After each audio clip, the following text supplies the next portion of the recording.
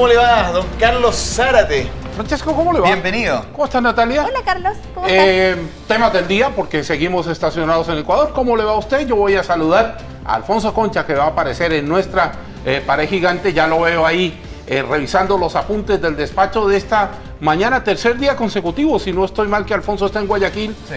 Alfonso, ¿cómo te recibe el día? ¿Qué es lo que podemos contar de la noche de ayer en este convulsionado país? Alfonso Concha, en Tele 13 AM. ¿Qué tal, Carlos, Francesco, Nati? Muy buen día. La verdad es que más tranquilo, hay que ser muy claro con eso. La tensión con la que llegamos ha ido bajando sustantivamente. Ahora, nosotros le preguntamos a quienes viven acá, a algunos compañeros de trabajo que nos están ayudando, confían en eso y la verdad es que toman harta distancia. Se los he estado apuntando, estados de sitio como esto en el último tiempo han sido más de 20. La crisis de seguridad, el enfrentamiento a las bandas, no es de ahora solamente, lo que pasa es que ahora se ha agudizado y por lo tanto esta tranquilidad se toma con distancia y de a poquito se van sumando más y más personas a las calles, pero siempre con la necesidad de que esto acabe y acabe pronto, y eso no va a ser ni de ahora, ni del próximo mes, ni el próximo año, probablemente van a ser hasta décadas, puede ser, porque el trabajo que se tiene que realizar es muy profundo. Solo un hecho que relata eso, que muestra eso.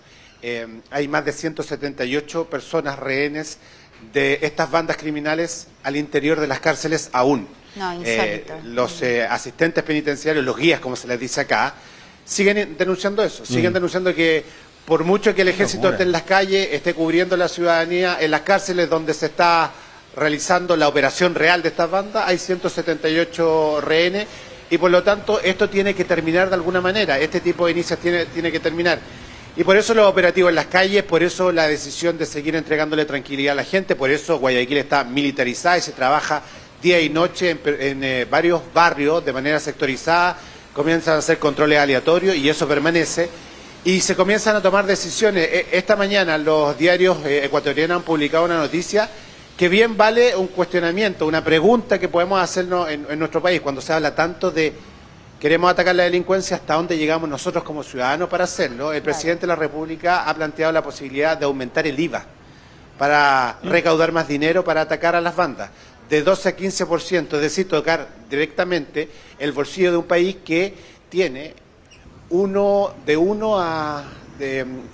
13 ecuatorianos tiene la presencia en su vida de la pobreza, entonces sí, claro. Son decisiones muy complejas que cuestan muchísimo y por lo tanto dan para dar un análisis gigante. Ahora, sí. En lo micro, nosotros como Tele 13 tuvimos la posibilidad de conversar con probablemente el protagonista y la historia de esta semana, antes de lo que está ocurriendo en este enfrentamiento internacional del que seguramente van a hablar. Antes que ocurriera eso, los medios internacionales estaban acá en la vista de TC, de la intervención que se hizo en esta televisora, y de la experiencia que significó para uno de nuestros compañeros de trabajo estar apuntado en vivo y en directo y tener que cumplir con la decisión que le imponían estos sujetos armados de tener que decir lo que ellos querían que dijeran. Es José Luis Calderón, él es el que está haciendo armado esta imagen que ha dado vuelta al mundo, y nosotros ayer pudimos hablar con él, lo queríamos hacer hace rato desde que llegamos acá, pero no estaba localizado, su dirección no la conocía nadie, ni tampoco su teléfono lo había prendido por expresa instrucción del Ministerio Público de acá. Necesitaban cuidarlo, necesitaba respirar de alguna manera, bueno, después amablemente lo hizo y pudo conversar con nosotros y quiero que repasemos precisamente ese testimonio porque da cuenta de lo que significa, de dónde llega el crimen organizado en este país. El gobierno dijo que les declaró la guerra, bueno, ellos querían entregar su mensaje y ocuparon armados a 2 periodistas para hacerlo. Uno de ellos es el que habló con Tele 13. Sabes que no pensé en nada, confiar en que iba a pasar ese momento, en la oportuna e inmediata intervención de los equipos de élite de la policía, tan solo que esta situación se iba a esfumar. No pensaba en nada más. No puedo explicar en ese momento mi aspecto cognitivo, más allá de lo emocional y el control de mi aspecto corpóreo y adoptar una postura de que genere tranquilidad a nuestros captores. Oye, Alfonso, bueno, de partida felicitarte por esta exclusiva que logras con este periodista.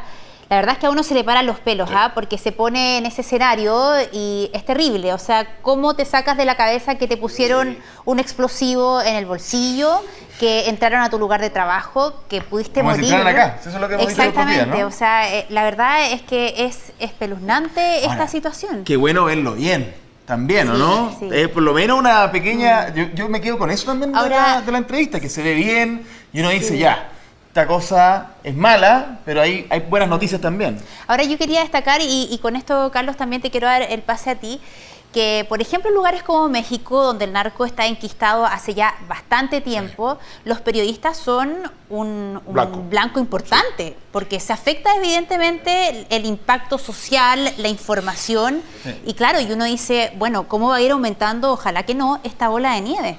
Sí, lo que pasa es que el trabajo del periodista, que es incomodar esencialmente, contar, decir, Investigar, dejar en claro, claro. es un trabajo que a los narcos les resulta muy incómodo, porque los periodistas en ese sentido, tanto en Colombia, donde me tocó vivirlo, yo viví en Colombia en plena época del narco, como en México y eventualmente también en Ecuador, son personas que son, entre comillas, intocables en términos de opinión. Entonces, ¿qué es lo que busca el narco? Silenciarlo. Y ese silenciamiento, y voy a retomar una cosa que dijo Alfonso para volver con él, es muy costoso. Y un Estado moderno, un Estado como Ecuador, no tiene plata para aquello. Esto del impuesto que ha dicho el presidente Noboa sobre el impuesto al valor agregado, es una figura que Colombia ya tenía, que la hizo en el gobierno de Uribe, que era el impuesto a la guerra. El impuesto a la guerra en Colombia, tú pagabas tus impuestos, había un impuesto a la guerra que estaba dedicado específicamente a financiar el tema de contra el narco y contra la guerrilla. Ahora, para volver con Alfonso, esto de los patrullajes que me llama tanto la atención, es una ciudad militarizada, pero Ecuador no tiene un ejército tan grande.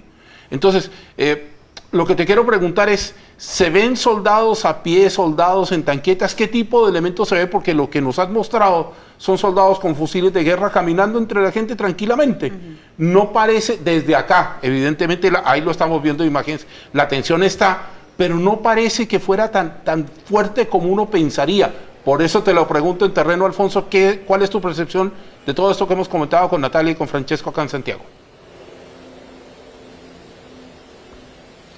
Sí, a ver, para nosotros que venimos a reportear esto, yo te digo personalmente lo que me pasa a mí, yo creo que es muy fuerte la imagen. Lo he planteado en otra ocasión, en un Estado democrático, cuando el orden público está a cargo de las Fuerzas Armadas, es muy duro, pero además a ellos se les percibe en una tensión permanente. También lo he planteado, cuando nos acercamos a hacerle alguna pregunta, la reacción inmediata no es acercarse y tratar de entender lo que le estamos preguntando, es poner la mano en cinto y acercarse a su arma. Acá hay una residencia presidencial del presidente Noboa, tiene un vehículo militar permanentemente y un escuadrón completo afuera de la casa, de militares. No es como en el Palacio de Gobierno, como probablemente pasa en el barrio de Yungay, donde hay carabineros, no, de militares. Eso habla de la tensión y por lo tanto acá la complejidad es muy profunda. Dos cositas para finalizar, por el tiempo. Los carteles acá, el crimen organizado recibe anualmente 120 millones de dólares aproximadamente. El gobierno necesita también tener recursos, por eso está alza del IVA. Y respecto al trabajo de los periodistas, hablaban de México. En México, hasta hace muy poco, antes del conflicto entre Hamas e Israel, era el lugar más peligroso para los periodistas. Se mataba más gente ahí que en un conflicto armado entre naciones, como Ucrania y Rusia. Y por lo tanto, lo que replican acá es precisamente eso, atacar a quienes de alguna manera denuncian lo que están haciendo estos carteles. Así que sigue siendo muy complejo la situación. Nos permanecemos acá, evidentemente, en Guayaquil, lo que sea, evidentemente que lo vamos relatando en las diferentes ediciones de Tele 13. Bueno, dos cosas. Le damos las gracias a Alfonso Concha por su despacho y le pedimos que se cuide. Sí. La situación Y lo es complicada y felicitamos por para su los excelente periodistas trabajo también. es esencialmente muy difícil. Sí. Alfonso, buen Gracias. día. Que te vaya bien. Éxito. Una